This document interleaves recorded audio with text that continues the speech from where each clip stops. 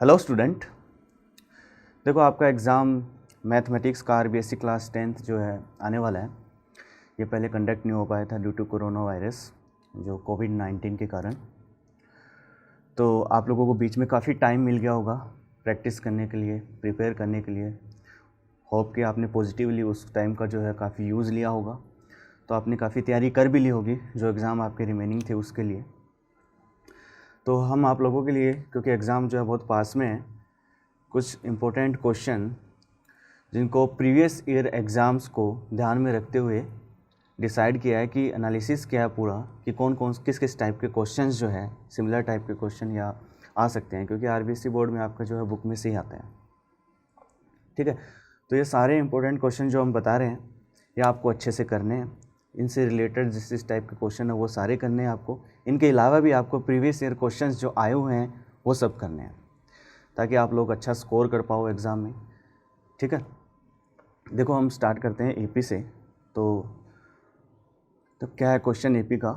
If third term of an AP is 12 and 50th term is 106, find its 29 term. AP से generally जो है 3 marks का question आता है, या तो वो जनरल टर्म पे आता है या फिर सम पे आता है या फिर कुछ नंबर्स के बिटवीन में डिवाइड बाय 4 कितने नंबर होंगे या फिर इस टाइप से। तो वो उस टाइप के सारे क्वेश्चन हम करेंगे जो एपी में बन सकते हैं। ठीक है, अब देखो क्या बोल रहा है कि third term of an AP is 12 and 50th term जो है 106 है, find is 29th term and we know that general term of an AP is given bye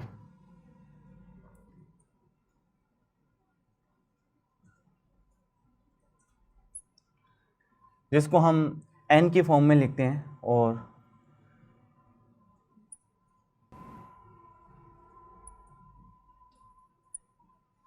general term of an AP is, तो इसको हम an से denote करते हैं, a plus n minus 1d। देखो आपका सब्जेक्टिव एग्जाम है तो आपको पूरा लिखना होगा, एक एक स्टेप लिखना होगा कि जनरल टर्म जो होती है वो ये होती है। उसके बाद में यहाँ पे a क्या रिप्रेजेंट कर रहा है, where a represent first term of AP and d represent common difference.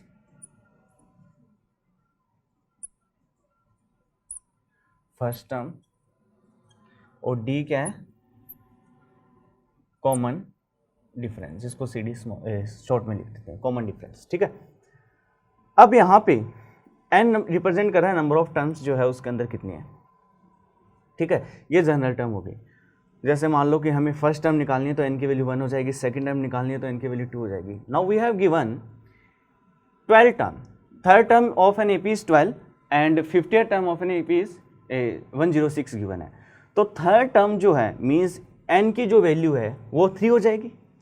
ठीक है, now we have given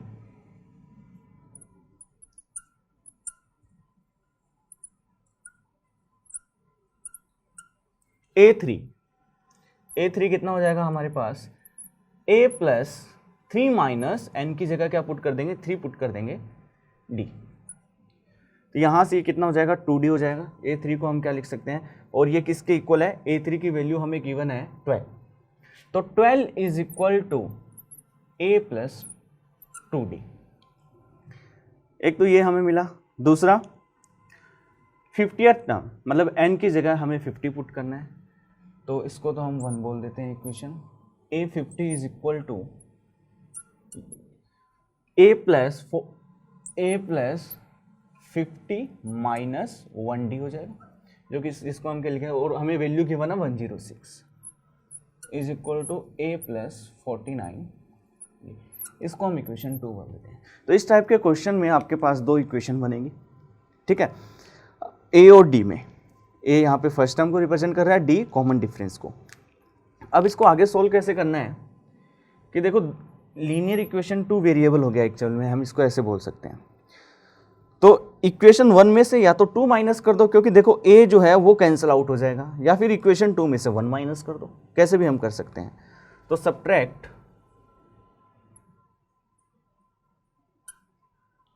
1 from 2, तो वहां पे एक वेरिएबल जो है हमारा हट जाएगा, सिर्फ सिंगल वेरिएबल जो है उसकी वैल्यू हमें मिल जाएगी। तो 106 माइनस 12,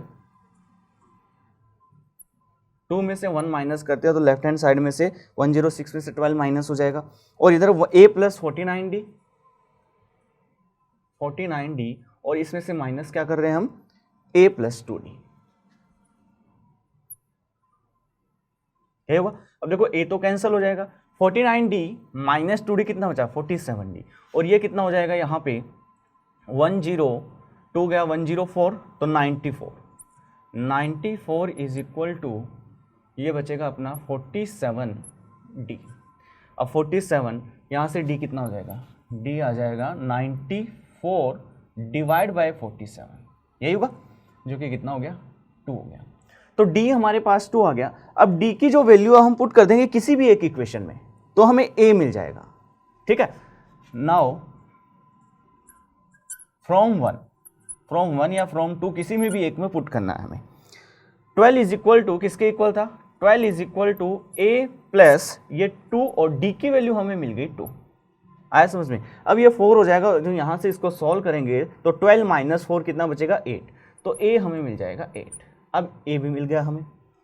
अब हमें फाइंड करना है जो AP थी उसका फर्स्ट टर्म हमें मिल गया है, a रिप्रेजेंट कर रहा है फर्स्ट टर्म को, कॉमन डिफरेंस हमें मिल गया है, अब AP हम बना सकते हैं। अब हमें फाइंड करना है, find its 29th term, means A29। Now A29 जो होगा वो किसके इक्वल होगा, a प्लस 29 माइनस 1d, यही होगा, a प्लस 28d हो जाएगा। और a की वैल्यू हमारे पास कितनी है, 8 प्लस 28, और d कितना है हमारे पास, 2। तो यहां से A29 29th टर्म जो है हमें कौन सी मिलेगी, 28 इंटू 2 56, 56 प्लस 8 कितना हो जाएगा, ये 56 हो गया, और प्लस 8 क्या, 64। तो ये 29th टर्म आ जाएगी गिवन जो कंडीशन है AP की उसके लिए, ठीक है। अब यहाँ पे एक सिंपल सा क्वेश्चन जो ये भी बन सकता था कि D फाइंड करो या A फाइंड करो। अब इसे में ये भी पूछ सकते हैं कि 29th टर्म और 39th टर्म का डिफरेंस बताओ, है ना। तो हमें सिर्फ ये पता होना चाहिए कि जो nth टर्म है उसको हमें कैसे फाइंड करना है। 2 टर्म हमें गिवन थी, है ना, इस दूसरी भी गिवन होती, जैसे 3rd और 50th गिवन थी, यहाँ पे 4th और 51 गिवन होती, तब भी हमें ऐसे ही करना था, ठीक है। जो गिवन है उसके अकॉर्डिंग सॉल्व करते जाएंगे, 2 इक्वेशन मिलेगी, A मिल जाएगा, D मिल जाएगा, और जो टर्म पूछा उसको हम निकाल लेंगे। आया ना समझ में कैसे करना है। देखो बच्चों next question, how many multiple of 4 between 10 and 250, कितने मल्टीपल होंगे 4 के 10 से 250 के बीच में, ठीक है।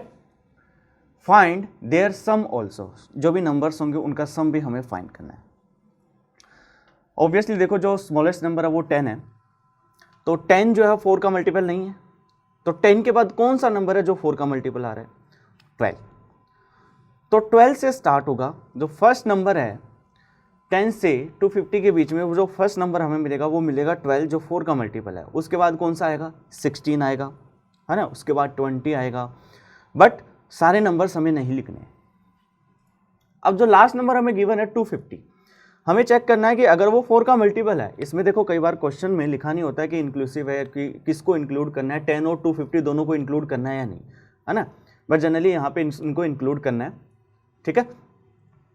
बिटवीन बोला है तो या तो लिखा हुआ आएगा क्वेश्चन में आपको कि इन दोनों को इंक्लूड करना है ना, और यहाँ पे क्या लिखा है, बिटवीन मतलब 10 से 250 के बीच में, तो 250 वैसे भी मल्टीपल नहीं हो सकता, तो वैसे 250 जो है 4 का मल्टीपल नहीं है। तो जो लास्ट नंबर है वो कैसे पता करेंगे हम, जैसे फर्स्ट नंबर तो हमने पता कर लिया कि 12 होगा, अब लास्ट नंबर कैसे पता करेंगे कि जो भी नंबर हमें गिवन है, जैसे 250 गिवन है, ठीक है, जो भी नंबर हमें गिवन होगा 250 है, उसमें हम डिवाइड करेंगे 4 से, तो 250 को 4 से डिवाइड किया तो रिमाइंडर कितना आया, 2। तो अब क्या करेंगे, रिमाइंडर 2 आ रहा है, इसका मतलब 250 में से हम 2 माइनस कर देंगे, तो 248 हमारा लास्ट नंबर होगा, ठीक है। As remainder is 2 1 250 is divide by 4। तो इसको हम स्टार्ट करते हैं। The first multiple of 4 is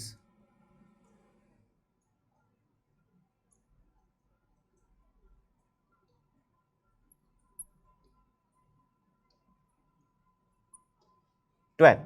second कौन सा हो जाएगा? 16, 20, ऐसे हमें मिलेगा। Now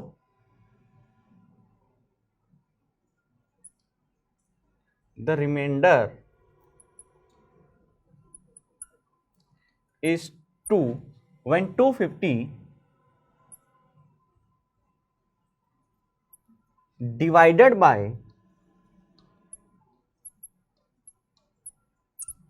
4. So the last number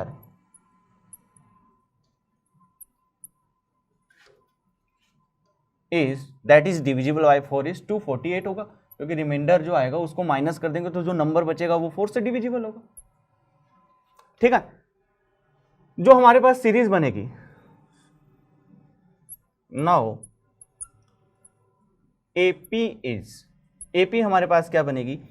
पहला नंबर आएगा 12, उसके बाद आएगा 16, ठीक है, उसके बाद आएगा 20, तो ऐसे ये चलता रहेगा। लास्ट कितना आ जाएगा? 248। अब क्वेश्चन क्या है? तो सबसे पहले तो जो गिवन है उसके अकॉर्डिंग हमें एपी फाइंड करना है ना। लास्ट नंबर अगर बड़ा होता तो डिवाइड करना, जो रिमाइंडर बचेगा माइनस करना, तो वो लास्ट नंबर हो जाएगा। ठीक है, कि हाउ मेनी मल्टीपल ऑफ, कितने नंबर्स हैं ये, एक तो हमें ये बताना है ना। तो एक तो देखो हम इसको मैन्युअली भी काउंट कर सकते हैं, बट बड़े लार्ज नंबर के लिए क्या हमें मैन्युअली काउंट नहीं करना है, हमें जो एग्जाम में शो करना है एपी के थ्रू कि कितने नंबर होंगे। ठीक है, अब जो लास्ट नंबर है वो हमारे पास है 258, और we know that is general term of an AP is given by an is equal to a plus n minus 1d। Now मतलब nth टर्म भी उसको हम बोलते हैं, अगर n टर्म है, nth term an is equal to, nth term का मतलब है यहाँ पे लास्ट टर्म होती है ना, और उसी को जनरल टर्म हम बोलते हैं, जिसको n के फॉर्म में हम लिखते हैं a plus n minus 1d। अब यहाँ पे d जो है वो कॉमन डिफरेंस होगा और a जो है फर्स्ट टर्म हो जाएगा। a क्या रिप्रेजेंट कर रहा है? फर्स्ट टर्म, जो कि कितना है इस AP के अंदर, क्योंकि देखो ये AP है, यहाँ पे डिफरेंस मल्टीपल ऑफ 4 ही तो लिए हमने, इन दोनों में डिफरेंस 4 का आ रहा है, इन दोनों में डिफरेंस 4 का आ रहा है, ऐसे ये सब में डिफरेंस जो है 4 का आ रहा है, दो कंसेक्यूटिव टर्म में। तो ये AP है जिसका कॉमन डिफरेंस 4 है, और फर्स्ट टर्म कितना है? 12। D क्या रिप्रेजेंट कर रहा है? CD कॉमन डिफरेंस, जो कि कितना है हमारे पास? 4 आएगा। 16 माइनस 12 4 आ गया। अब an जो है वो क्या रिप्रेजेंट कर रहा है? nth टर्म को रिप्रेजेंट करता है, बट एक्चुअली ये क्या होती है? लास्ट टर्म होती है। तो नंबर ऑफ टर्म अगर हमें फाइंड करना है तो उसके लिए हम ये फॉर्मूला यूज करेंगे, जिसमें an लास्ट टर्म हो जाएगी, और लास्ट टर्म हमारे पास यहाँ पे इस AP के लिए कौन सी है? 258। ठीक है,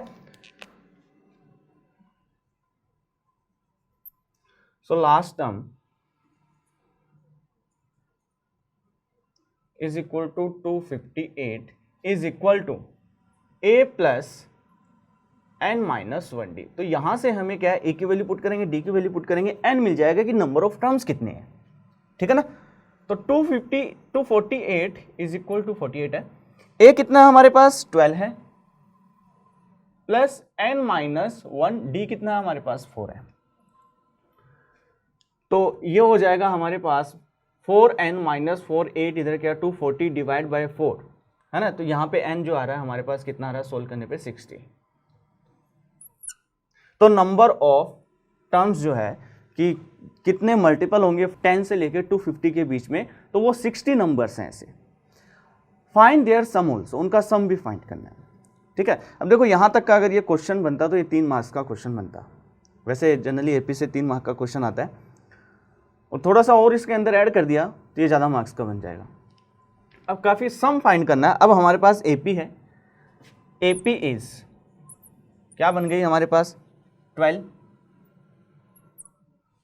16, 20 और 248 नंबर ऑफ टर्म्स भी हमारे पास है, और हमें पता है कि जो सम का फॉर्मूला है n number of term, sum of n number of term of AP is given by n bye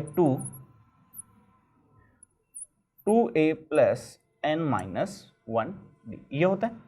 और इसको हम ऐसे भी लिख सकते हैं n/2 a प्लस एल, और एल यहां पे क्या रिप्रेजेंट कर रहा है, वेयर, या a प्लस an भी लिख सकते हैं, where L is equal to a plus n minus 1d, जिसको हम लास्ट टर्म बोलते हैं। अगर आपके पास फर्स्ट टर्म और लास्ट टर्म गिवन है, नंबर ऑफ टर्म गिवन है, तो आप AP का सम बता सकते हो इस फॉर्मूले से, n/2 a plus L. L represent कर रहा है लास्ट टर्म को, a रिप्रेजेंट कर रहा है फर्स्ट टर्म को, ठीक है। तो यहां पे सम कितना आ जाएगा, sum is equal to number of terms हमारे पास कितनी है 60 डिवाइड बाय 2 इंटू a कितना है हमारे पास 12 है, प्लस लास्ट टर्म हमारे पास कितनी है 248।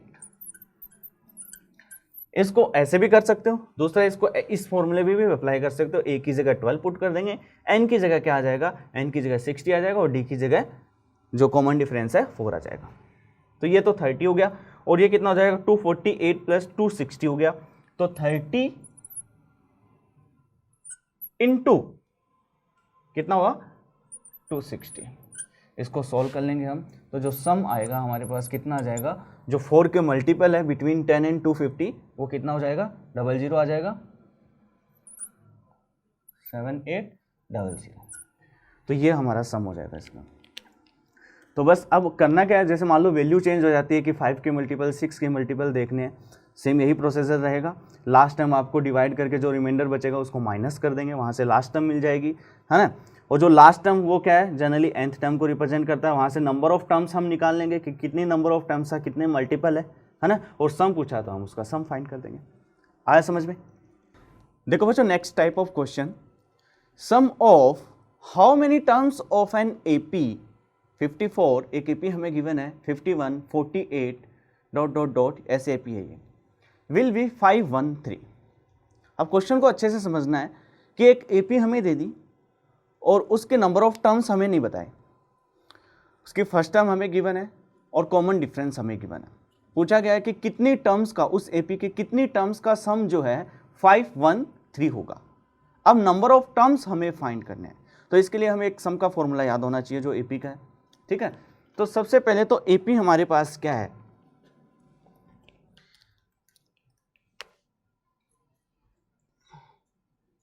AP जो है वो है 54, 51, गिवन AP इज 48, ऐसे जा रहा है। तो यहां पे फर्स्ट टर्म क्या हो जाएगी, क्योंकि फर्स्ट टर्म जो है 54 हो गई, यहां पे first term is equal to 54, जिसको हम A से रिप्रेजेंट कर लेते हैं। कॉमन डिफरेंस कितना हो जाएगा, क्योंकि AP तो हमें बोला हुआ है कि ये AP है,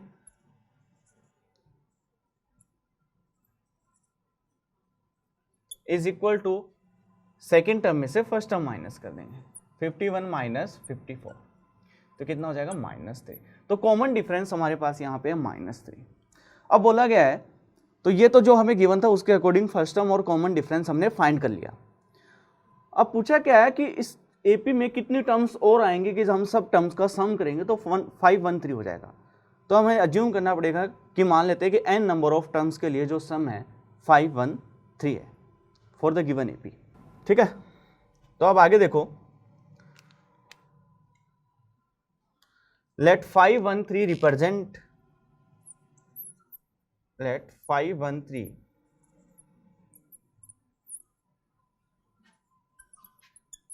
represent sum of n term of given AP, जो AP हमें गिवन है उसके n टर्म का सम है। और हमें पता है कि सम ऑफ n टर्म को, जिसको हम SN से रिप्रेजेंट करते हैं, ठीक है, वो क्या होता है, फॉर्मूला क्या होता है, sum of n term, sum of n term, क्या फॉर्मूला होता है, याद है, n/2 2a प्लस n-1d, यह फॉर्मूला होता है। अब यहां पे सम तो हमें गिवन है 513, हमें सिर्फ n फाइंड करना है। देखो a भी हमारे पास है, d भी हमारे पास है, वैल्यूज पुट कर देंगे तो n में ये क्वाड्रेटिक इक्वेशन बनेगी हमेशा। अगर इस टाइप से आपके पास क्वेश्चन है, सम गिवन है AP का, फर्स्ट टर्म और कॉमन डिफरेंस गिवन है, तो आपके पास, अगर आपको लास्ट टर्म नहीं गिवन है तो यहाँ पे क्या बनेगी एक क्वाड्रेटिक इक्वेशन बनेगी n की फॉर्म में और जिसको हमें सॉल्व करना है। अब देखो सॉल्व करेंगे तो सम ऑफ n टर्म हमने n टर्म का सम लिया था 513, ठीक है, वही तो बताना है कि हाउ मेनी टर्म्स n हमें फाइंड करना है। तो 513 किसके इक्वल हो जाएगा, 513 is equal to n by 2, 2a कितना है हमारे पास 54, 2 इंटू 54 प्लस n हमें फाइंड करना है और d हमारे पास कितना है, कॉमन डिफरेंस है -3। आया समझ में। अब 54 इंटू 2 हो गया 108, इसको आगे सॉल्व करेंगे, n बाई 2 आएगा 108 प्लस ये 3n है, ये -3n हो जाएगा सॉल्व करेंगे तो, और ये प्लस का 3 हो जाएगा, यही बनेगा। इसको फर्दर हम सॉल्व कर लेते हैं राइट साइड में।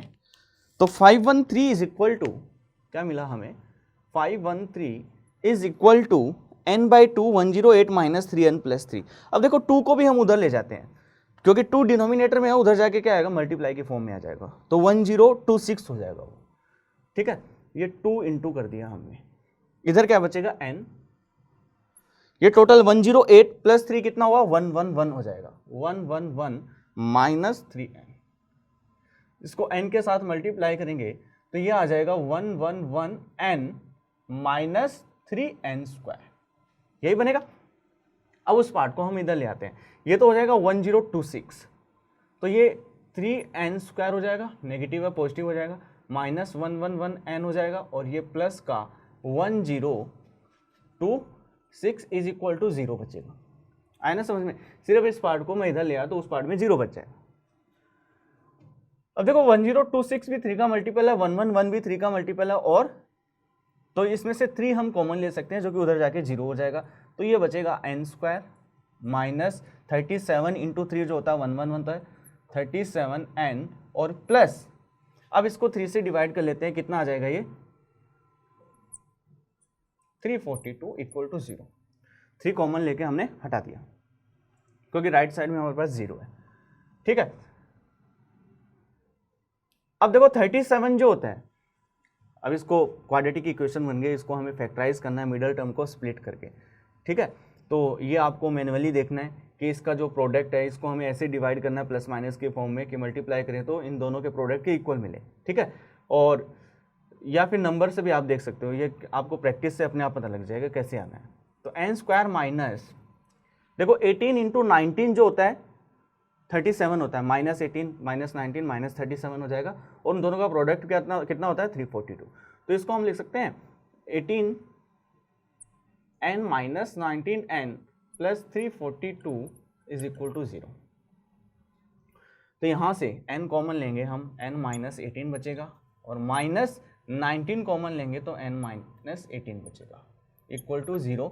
तो ये बन जाएगा n माइनस 18 और इसके फैक्टराइजेशन हो जाएंगे n minus 19 is equal to 0। तो n क्या हो सकता है, या तो 18 हो सकता है या 19 हो सकता है। तो n की 2 वैल्यू हमें मिल गई 18 and 19।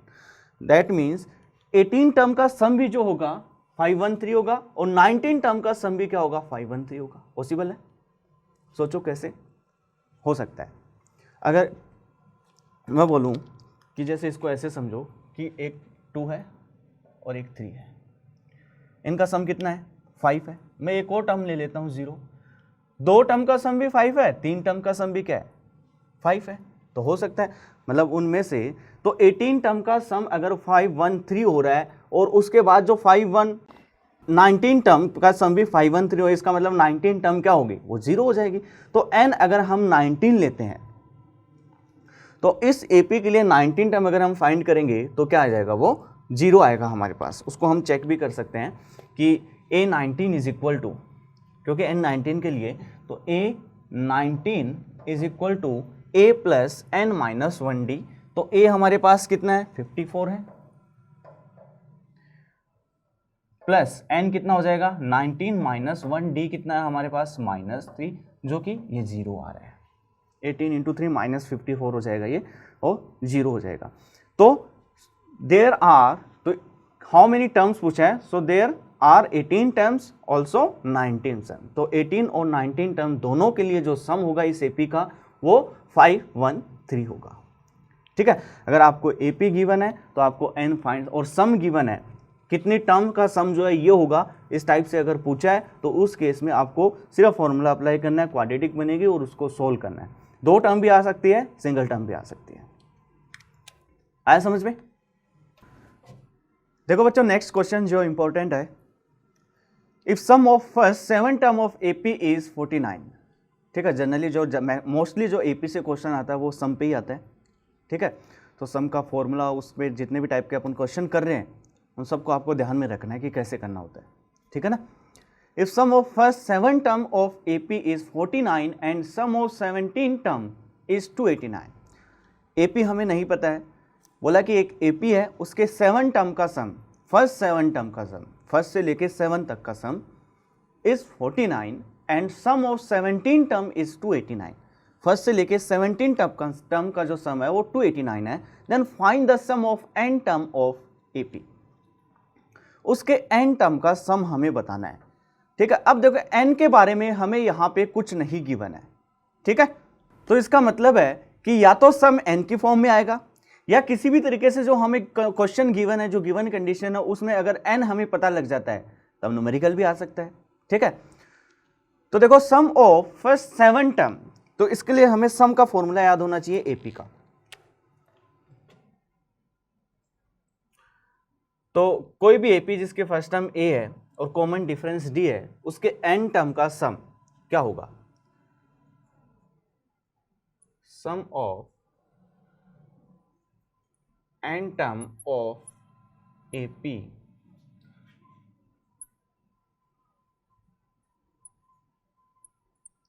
whose first term is A and common difference, CD से डिनोट करना, common difference is D is क्या होता है सम, जिसको हम generally SN is equal to n by 2a plus n minus 1D, ये फॉर्मूला होता है। इसको आपको बाय हार्ट रखना है कि ये फॉर्मूला होता है।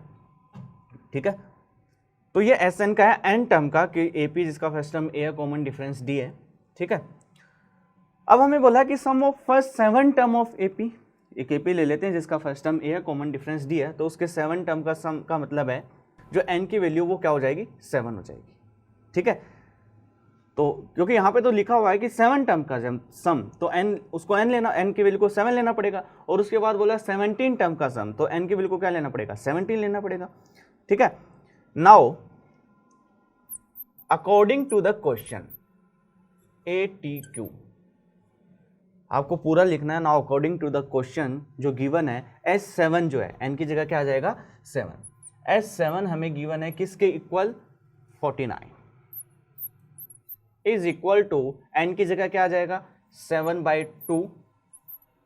2a रहेगा ये, प्लस n की जगह 7, 7 माइनस 1 6D हो जाएगा। ठीक है ना, क्योंकि D हमें नहीं पता है। तो अब इसको सोल्व करेंगे, देखो 7 से 7 ये 14 हो जाएगा, तो 14 is equal to 2a plus 6D, और 2 भी कॉमन आ रहा है, 2 यहाँ से कॉमन भी ले सकते हैं। देखो 7 से तो 7 कैंसिल हुआ, ये हो जाएगा 7, ये इधर डिवाइड में आएगा, तो ये तो 7 बचा। अब यहाँ से 2 भी कैंसिल हो जाएगा, तो a प्लस 3D बचेगा, तो a प्लस 3D किसके इक्वल बचेगा हमारे पास, 7। So a plus 3D is equal to 7। तो a और d में हमें एक ये रिलेशन मिल गया कि a प्लस 3D का जो सम होगा वो 7 के इक्वल होगा। ठीक है, अब दूसरी कंडीशन क्या हमें गिवन है कि 17 टर्म का सम है जो वो 289 है। नाउ S17 जो हमें गिवन है वो गिवन है 289, जो कि n की वैल्यू क्या पुट कर देंगे, 17 बाई 2a प्लस n की वैल्यू 17, तो 16D हो जाएगा। अब फिर से हमें पता है कि 17 इंटू 17 कितना होता है, 289, तो इसको कट करेंगे तो ये तो बचेगा 17। ठीक है, और ये 2 कॉमन आ जाएगा, यहां से 2 कैंसिल हो जाएगा, तो a प्लस 8D बचेगा। तो इसको सॉल्व करेंगे तो a plus 8D is equal to 17।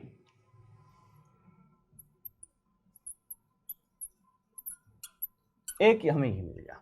अब 2 इक्वेशन हमारे पास है, एक तो है a plus 3d is equal to 7 और एक है a plus 8d is equal to 7। अब फिर से हमें इन दोनों इक्वेशन में a और d दो वेरिएबल है, तो a देखो दोनों में कॉमन ही है। अब हम इसको किसी भी मेथड से सॉल्व कर सकते हैं। a की वैल्यू 7 माइनस 3d किसी एक इक्वेशन में पुट कर देंगे, इसमें पुट कर देंगे, यहाँ से a की वैल्यू निकाल के तब d मिल जाएगा, फिर a मिल जाएगा। या फिर देखो सब्ट्रैक्ट कर दो इसको, 2 equation 2 subtract 1 from 2,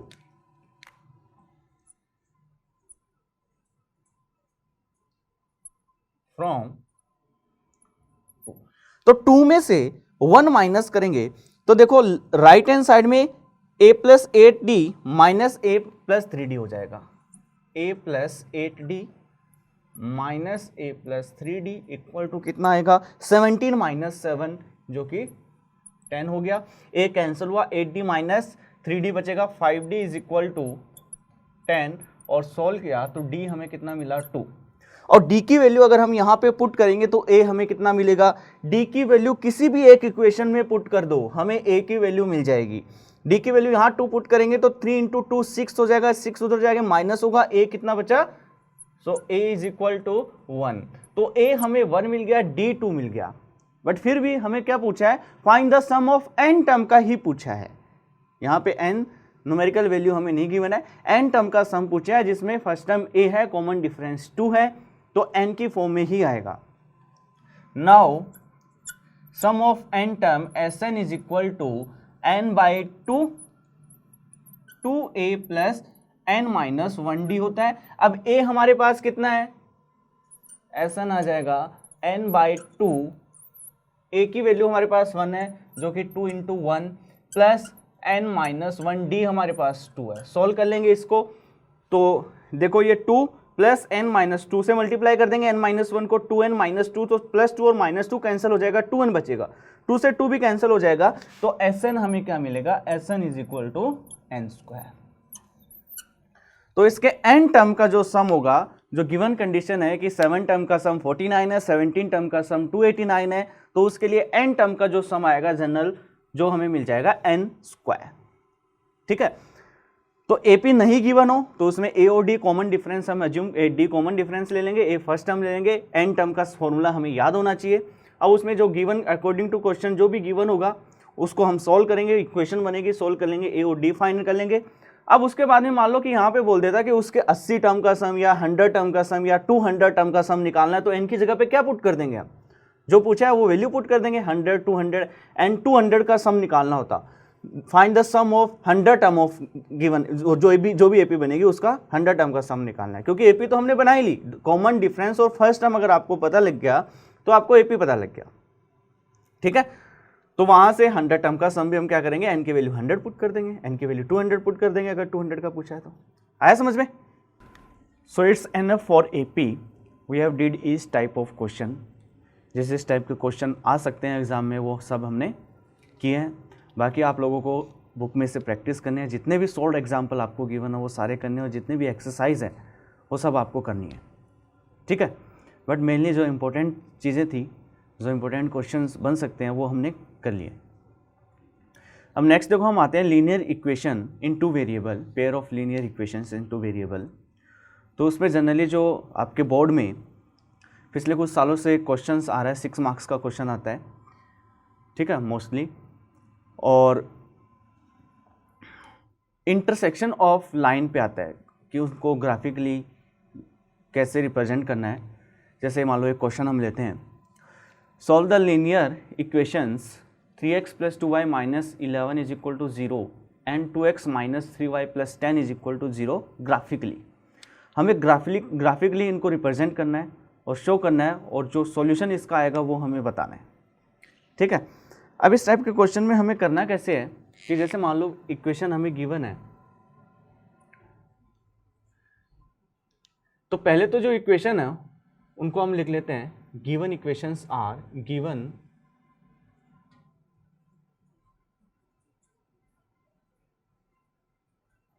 are 3x + 2y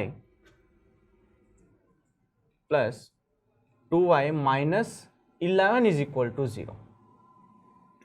इसको हम दोबारा से अगर लिखें 3x + 2y = 11 हो जाएगा। तो 3x plus 2y is equal to 11 हो जाएगा ये बात। और दूसरी इक्वेशन हम ले लेते हैं, दूसरी हमें गिवन है 2x minus 3y plus 10, 2x minus 3y plus 10 is equal to 0। So rewrite this equation, इसको हम क्या लिखेंगे, माइनस 10 हो जाएगा उधर जाके, 2x minus 3y is equal to minus 10। ये अब देखो सॉल्यूशन हमें ग्राफिकली फाइंड करना है, ठीक है। अब इसके बाकी जो इसका सॉल्यूशन फाइंड करने के और भी मेथड है कि फर्स्ट में सेकंड को, एक तो होता है कि कोफिशिएंट को इक्वल करके, जैसे x का कोफिशिएंट 2 और 3 मल्टीप्लाई करके इक्वल करके उनको सब्ट्रैक्ट कर देंगे। सब्स्टिट्यूशन मेथड होता है, उससे भी कर सकते हैं। तो वहाँ से हम जनरली सॉल्यूशन तो पता कर लेंगे कि इन दोनों इक्वेशन का जो है सॉल्यूशन क्या होगा, x और y क्या होगा, किस पॉइंट पर ये इंटरसेक्ट करेंगे या नहीं करेंगे, ठीक है। तो वो तो हम वैसे भी फाइंड कर लेंगे, बट अगर क्वेश्चन में लिखा है ग्राफिकली तो आपको एक ग्राफ पेपर लेना है, इन दोनों का जो सॉल्यूशन आ रहा है वो ग्राफिकली ही हमें बताना है। आप रफ के अंदर सॉल्यूशन फाइंड कर सकते हो और जो इंटरसेक्शन पॉइंट आएगा उसको शो कर सकते हो, ठीक है। और ग्राफिकली बताना है मतलब वहाँ ग्राफ में हमें जो इंटरसेक्शन पॉइंट दिखेगा वो पॉइंट इसका सॉल्यूशन होगा। आया समझ में। अब इनका सॉल्यूशन हम फाइंड कैसे करेंगे कि जैसे एक इक्वेशन है, तो क्या करना है, एक्स और वाई प्लेन में है तो दो परपेंडिकुलर लाइंस जो है हमें लेनी है एक्स और वाई प्लेन में, कोऑर्डिनेट एक्सिस हमें बनाना है, एक्स एक्सिस और वाई एक्सिस, ठीक है। उन पे पॉइंट्स हम ले लेंगे, इस तरफ नेगेटिव पॉजिटिव, ऊपर पॉजिटिव नीचे नेगेटिव।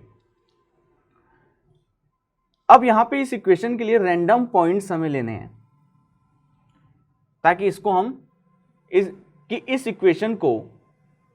इक्वेशन की जो लाइन बनेगी उसको ग्राफिकली हम कैसे रिप्रेजेंट कर पाएंगे। तो कम से कम हमें 2 पॉइंट चाहिए ताकि उन दोनों पॉइंट को ज्वाइन करेंगे तो वो जो इस इक्वेशन की लाइन बनेगी वो होगी, ठीक है। तो कम से कम 2 पॉइंट हमें यहाँ पे चाहिए। अब वो 2 पॉइंट हम रैंडमली कैसे भी ले सकते हैं, आपको जैसे कन्वीनियंट लगे कि हमें, जैसे x को 0 लिया तो y हमें कुछ मिलेगा y कोऑर्डिनेट, और y को 0 लेंगे तो x कोऑर्डिनेट हमें कुछ मिलेगा, तो आप ये भी ले सकते हो। बट इक्वेशन को देखना है ताकि कैलकुलेशन हमारी इजी हो। x0 लेंगे तो y मिलेगा, y0 लेंगे तो x मिलेगा कुछ, वो भी ले सकते हो और उनको ड्रॉ भी कर सकते हो, कोई दिक्कत नहीं है, ठीक है। बट क्योंकि देखो x0 ले रहे हो तो y हमें 11/2 मिल रहा है जो कि 5.5 समथिंग हो जाएगा, जो कि ग्राफिकली रिप्रेजेंट करना थोड़ा सा डिफिकल्ट हो जाता है। आपको सिंपल वैल्यू अगर मिल जाती है तो वो ट्राई करना है, मिल जाए तो ठीक है, अदरवाइज x0 y0 लेके भी हम कर सकते हैं। अब इसमें देखो कि अगर हमें थोड़ी सी कैलकुलेशन ईजी बनाना है कि ग्राफ को हम इजीली ड्रॉ कर सकें, पॉइंट्स जो है हमें इंटीजर फॉर्म में मिल जाए, तो ताकि ग्राफ जो है ड्रॉ करना काफ़ी ईजी हो जाए, तो उस केस में हमें ऐसे सोचना है, मैनुअली हमें देखना है कि 2y को अगर हम उधर ले जाएं, y की वैल्यू कुछ भी एज्यूम करें और माइनस करेंगे 11 में से, तो इधर जो वैल्यू बचेगी माइनस करने के बाद वो 3 का मल्टीपल बचना चाहिए, क्योंकि डिवाइड बाय 3 होगा तभी जो वो क्या हमें इंटीजर वैल्यू मिलेगी, पॉजिटिव नेगेटिव जो भी होगी, ठीक है।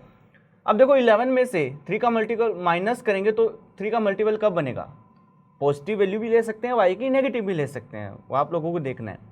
क्योंकि 3 की मल्टीपल में 11 में सबसे नियरेस्ट या तो 12 आ रहा है या तो 12 आ रहा है या फिर 9 आ रहा है, तो इसको हम 9 बनाने की कोशिश करते हैं। तो y को क्या लेना पड़ेगा, क्योंकि 11 में से 2 माइनस होगा तभी 9 बनेगा, तो y को 1 लेना पड़ेगा।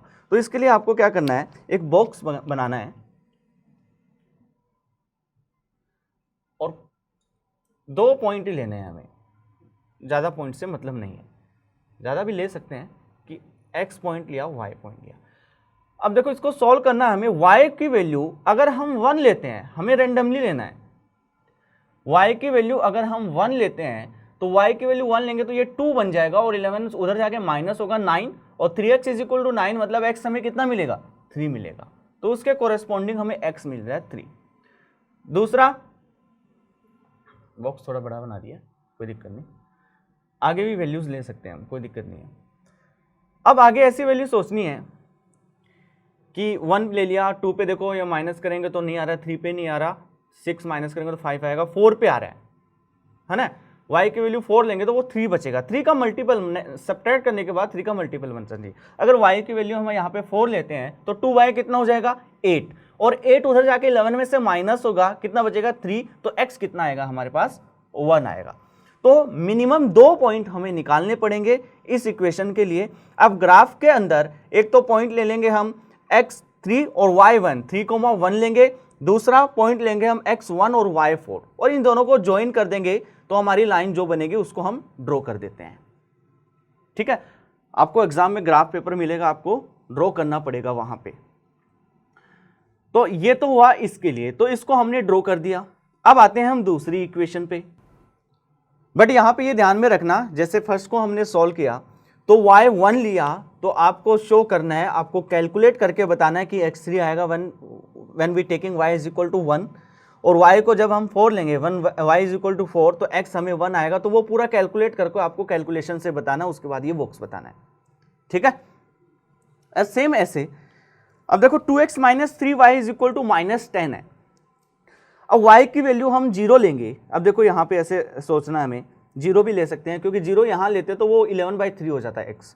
ठीक है, हमें कैलकुलेशन को इजी बनाने के लिए सोचना है, बाकी 0 ले सकते हो आप, अगर 11/3 को ड्रॉ करना चाहो तो उसको भी कर ही सकते हो, है ना, बट वो थोड़ा सा क्या कॉम्प्लेक्स लगेगा कैलकुलेशन 11/3, आपको पॉइंट वो अच्छे से देखना पड़ेगा।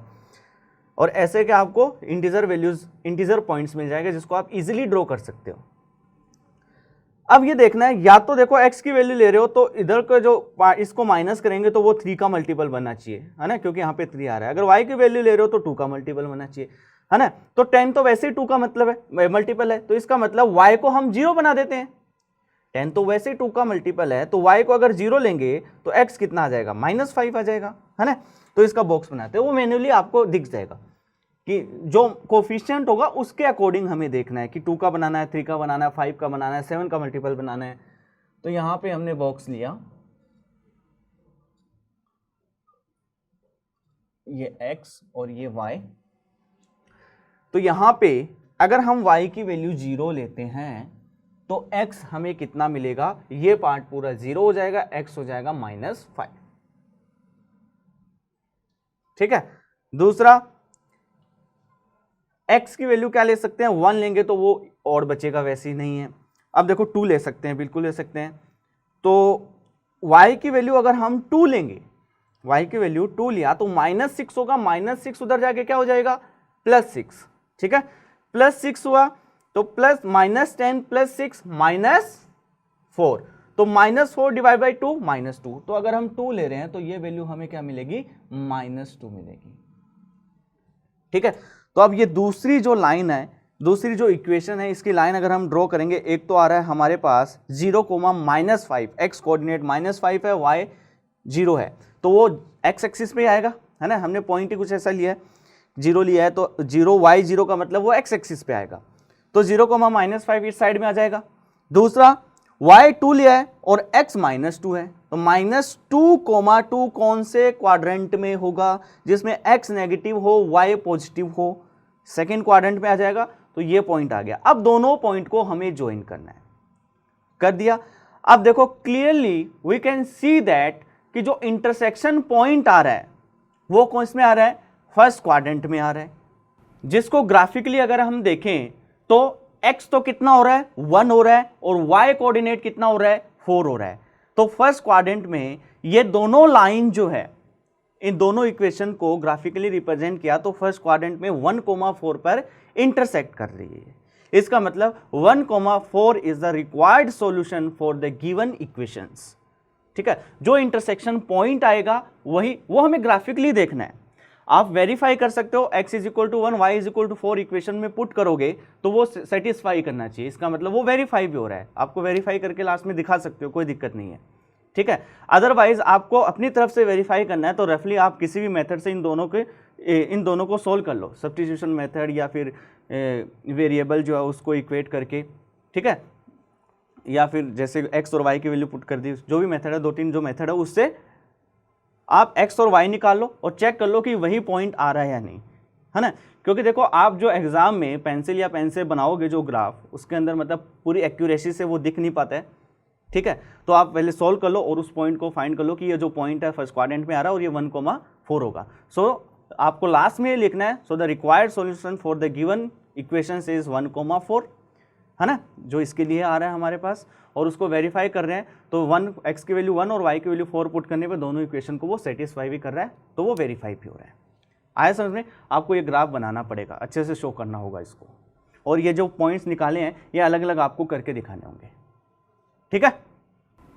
देखो और क्वेश्चन जो ग्राफ से रिलेटेड है, क्योंकि देखो लीनियर इक्वेशन और इनइक्वालिटीज़ में ग्राफ से काफ़ी बार क्वेश्चन आया है, तो पॉसिबिलिटीज़ ज़्यादा जो है ग्राफ वाले की ही है कि इंटरसेक्शन पॉइंट, या जैसे क्वेश्चन एक और देखो, solve linear pair of equations graphically and with the help of this find the value of a whereas 4x plus 3y is equal to a हमें नहीं पता है, x plus 3y is equal to 6 और 2x minus 3y is equal to 12। अब दो equation जो है हमें वो कंप्लीट गिवन है, जिसमें कोई वेरिएबल नहीं है, जैसे a इसके अंदर है उस टाइप से। तो क्या करते हैं, पहले तो x plus 3y 6 और 2x minus 3y is equal to 12 linear pair of equations है, तो उनका जो सॉल्यूशन होगा वो इसको भी सेटिस्फाई करेगा, है ना। तो एक काम करते हैं, जो गिवन जो बाकी की दो इक्वेशन है वहाँ से हम क्या करते हैं, सॉल्यूशन निकाल के x और y का इसमें पुट कर देते हैं, वहाँ से हमें ये मिल जाएगा। तो इस केस में हमें ऐसे करना है, तो x plus 3y is equal to 6 given equations are x plus 3y is equal to, तो इसके लिए हम पॉइंट टेबल बनाएंगे। वैसे एक टेबल बनानी है बॉक्स टाइप, जो मैं बता रहा था, बॉक्स बना के। तो यहाँ पे तो इजी है कि x0 पुट कर देंगे, वैसे 6 है जो 3 का मल्टीपल है, तो x0 y0 वैसे पुट करके देख लेंगे। अगर आपको लगता है कि x0 y0 से इजीली आ रहे हैं पॉइंट्स इंटीजर फॉर्म में, तो इंटीजर फॉर्म में इसलिए कि ताकि कैलकुलेशन ईजी हो जाए, ग्राफिकली हम अच्छे से ईजिली जो है रिप्रेजेंट कर सकें, है ना। पॉइंट्स में आ जाता है तो उतनी एक्यूरेसी बन नहीं पाती है। तो यहाँ पे point table draw, point table का मतलब यह है कि x अगर हम 0 लेंगे तो y क्या मिलेगा, y अगर 0 लेंगे तो x क्या मिलेगा, x y। तो x 0 लिया तो y कितना मिला 2, और y 0 लिया तो x कितना मिला 6, ये पॉइंट बन जाएगा। सिमिलरली दूसरी जो इक्वेशन है वो हमें क्या गिवन है कि 2x minus 3y is equal to 12, 2x minus 3y is equal to 12। तो इसके लिए भी हम क्या पॉइंट टेबल बना लेंगे। आपको ये बताना है कि x0 पुट करेंगे, वो कैलकुलेट करके बताना है कि y2 आएगा वैल्यू पुट करके। सिमिलरली x6 पुट करेंगे या फिर y0 पुट करेंगे तो x6 आ जाएगा, है ना, वो कैलकुलेशन करके बतानी है। सिमिलरली इसके लिए क्या करेंगे, हम पॉइंट टेबल बना लेंगे।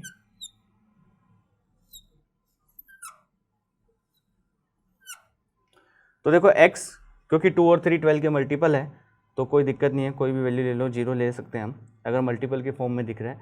तो x की वैल्यू 0 लेंगे तो y कितना आएगा -4, x की वैल्यू 0 तो y -4, और y की वैल्यू 0 लेंगे तो x कितना आ रहा है 6 आ रहा है। तो 0,-4 और 6,0 ये दो हमें पॉइंट मिल जाएंगे। तो ये दोनों इक्वेशन जो थी उनका पॉइंट टेबल हमने ड्रॉ कर लिया। अब इन दोनों का जो सॉल्यूशन होगा वही तीसरी इक्वेशन का सॉल्यूशन होगा, है ना। तो ग्राफिकली इन दोनों लाइन के लिए हम सॉल्यूशन फाइंड कर लेते हैं। तो देखो इनका जो ग्राफ ड्रॉ करेंगे किस इस टाइप से बनेगा। देखो जो पहली लाइन है x plus 3y is equal to 6, उसमें पॉइंट्स क्या आ रहे हैं 0,2 6,0। तो 0,2 यहाँ पे आ गया और 6,0 यहाँ पे आ गया, तो ये लाइन हमने ड्रॉ कर ली, ठीक है।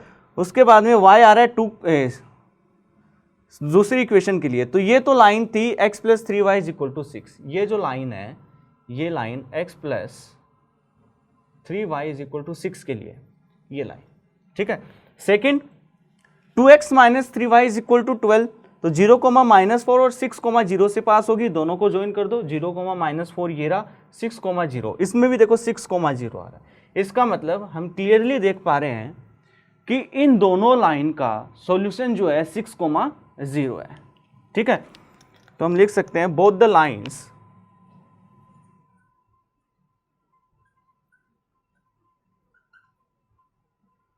पासिंग थ्रू 6,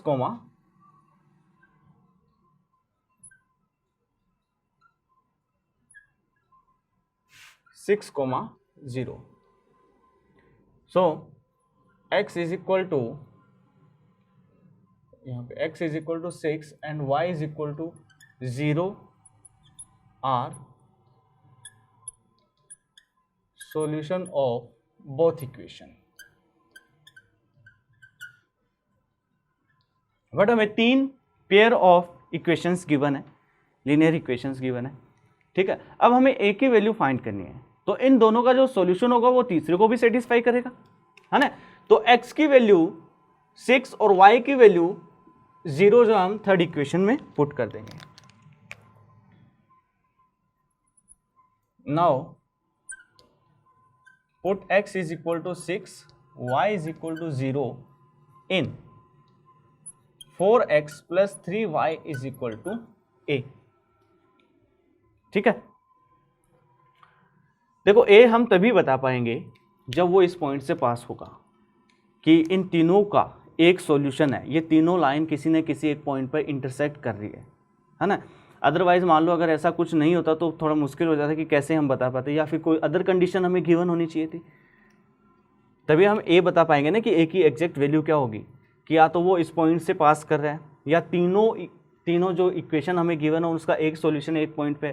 तो इसका मतलब वही हुआ ना कि जो इन दोनों का सॉल्यूशन होगा वही तीसरी का सॉल्यूशन होगा, है ना, और उसको इसमें पुट कर देंगे। तो x की वैल्यू 4 और y की वैल्यू 0, तो हमें क्या मिलेगा 20a जो आएगा वो कितना आ जाएगा 24, 6 × 4 24, y 0 तो क्या हो जाएगा, तो यहाँ से a की वैल्यू आ जाएगी। अगर 3 इक्वेशन गिवन है, तीनों एक पॉइंट पर, तीनों का सॉल्यूशन एक ही है, तो जो 2 इक्वेशन से जिससे सॉल्यूशन निकल पाए वहाँ से सॉल्यूशन निकाल के ग्राफिकली उसको रिप्रेजेंट करना होगा हमें अच्छे से।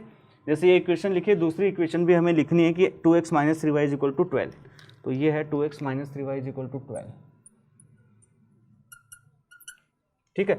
जो वर्डिंग जो थोड़ी बहुत मैंने बोली है जो नहीं लिख पाया हूँ वो भी आपको लिखनी है, एक एक कैलकुलेशन आपको करके बतानी है। जैसे ये टेबल के अंदर पॉइंट्स आए थे वो भी कैलकुलेशन आपको करके बतानी है, ठीक है, पॉइंट टेबल में।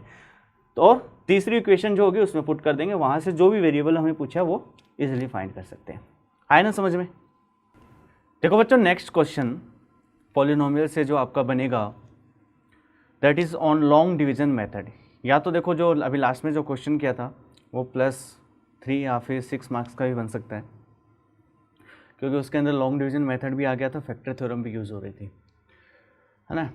तो सिंपली अगर लॉन्ग डिवीजन मेथड पे है तो वो आपका 3 मार्क्स का क्वेश्चन बन सकता है। तो काफ़ी टाइम जो है 3 मार्क्स के क्वेश्चन में आया हुआ है क्वेश्चन, काफ़ी क्वेश्चन आए हैं लॉन्ग डिवीजन मेथड पे ओनली। तो आपको सिर्फ लॉन्ग डिवीजन मेथड का कॉन्सेप्ट पता होना चाहिए, डिवीजन एल्गोरिथम ऑफ पॉलिनोमियल पता होना चाहिए, ठीक है। देखो पहले क्वेश्चन देखते हैं क्या। On dividing polynomial f(x) = x³ - 3x² + x + 2, ये हमें पॉलिनोमियल गिवन है, by polynomial gx, quotient qx and remainder rx are obtained as x - 2 and -2x + 4। क्या है, एक fx हमें गिवन है पॉलिनोमियल, उसको gx से डिवाइड किया, क्वोशिएंट qx मिला, रिमाइंडर rx जो कि कौन कौन से है, क्वोशिएंट qx - 2 है एंड रिमाइंडर -2x + 4 है respectively. Then find polynomial gx हमें फाइंड करना है जिससे हम डिवाइड कर रहे हैं, मतलब डिवाइजर पॉलिनोमियल जो है वो हमें फाइंड करनी है। अब यहाँ पे देखो डिवीजन एल्गोरिथम ऑफ पॉलिनोमियल क्या होता है, हमें पता है जनरली नंबर सिस्टम का यूज़ करते हैं और उसको हम पॉलिनोमियल के फॉर्म में लिख देते हैं। Dividend is equal to divisor into quotient plus remainder, यही होता है।